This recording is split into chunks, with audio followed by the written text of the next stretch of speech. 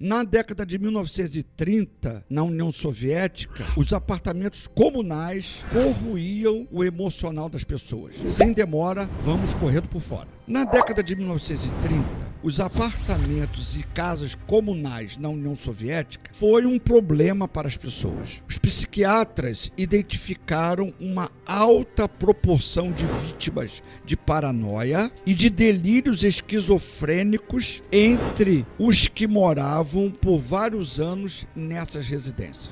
Então o governo lá na União Soviética, o governo de Stalin, defendia que as casas e os apartamentos comunais eram úteis para a camaradagem entre as pessoas, eram úteis para o coletivo, entender e viver a coletividade entre as pessoas, mas na verdade não era isso. Isso era a propaganda falada do governo de Stalin. Mas na verdade, aqueles apartamentos comunais, aquelas casas comunais, era uma maneira de controle daquela mentalidade progressista.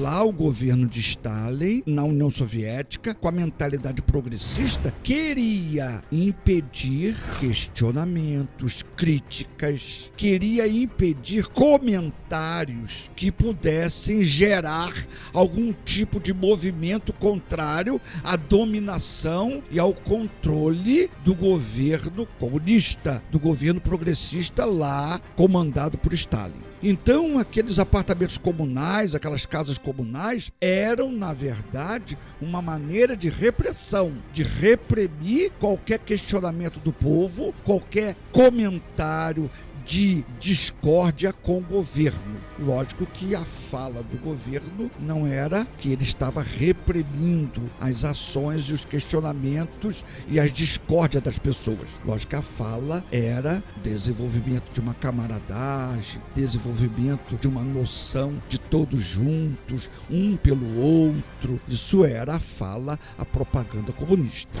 A falta de privacidade era sentida de diversos modos dentro daqueles apartamentos comunais. Pessoas ressentiam-se dos vizinhos entrando em seus quartos. O barulho era constante, a falta de limpeza era crônica, o destaque sexual para aquelas jovens que ali estavam junto com todo tipo de gente de idade era grande. Em Leningrado, uma moradora de um apartamento comunal relatou que havia um banheiro para 48 moradores. Então, os apartamentos comunais, como já falei, era uma maneira dos progressistas lá na União Soviética, na década de 1930, reprimirem qualquer questionamento do povo.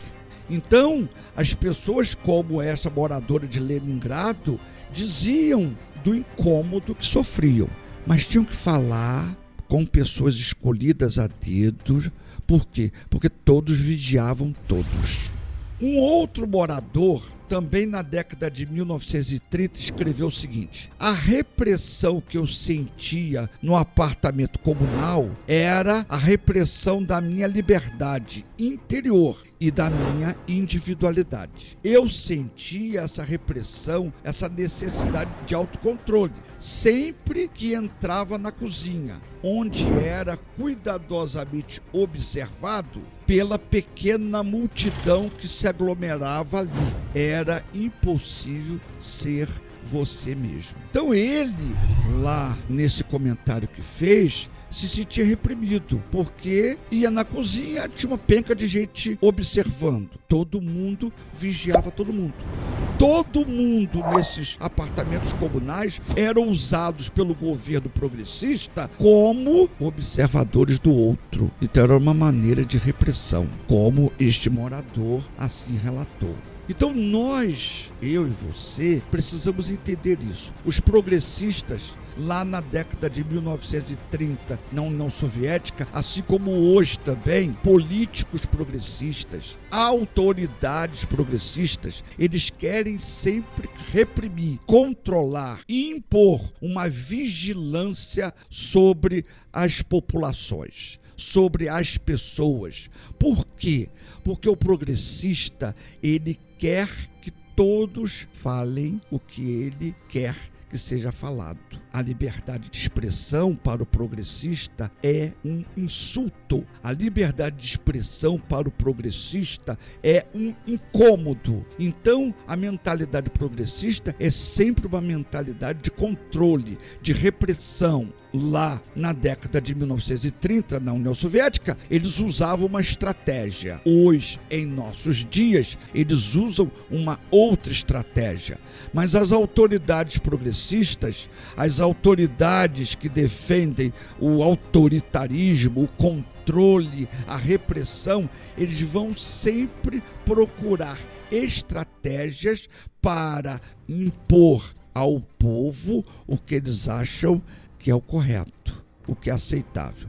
Liberdade de expressão, liberdade de fala, isso é um incômodo na mentalidade progressista. Então nós precisamos ter um cuidado, muito cuidado, para nós reagirmos de forma adequada e habilidosa a cada tentativa de autoridades progressistas querendo controle, a repressão, a manipulação e querendo impedir qualquer questionamento, qualquer pensamento e fala diferente daquilo que é o objetivo deles. Então, lá na década de 1930, no exemplo que demos, os progressistas usavam no governo de Stalin, lá na União Soviética, eles usavam os apartamentos e as casas comunais para reprimir as pessoas, para não deixar as pessoas questionarem o governo, para impor sobre as pessoas um controle. Hoje, qual é a estratégia que os progressistas estão usando? Não devemos nos distrair, porque os progressistas vão ter sempre uma fala muito bem colocada, mas na verdade o objetivo é reprimir, controlar e impedir a liberdade de expressão, a liberdade de ação. Se inscreva em nosso canal e ative o sininho para mais conteúdo como este.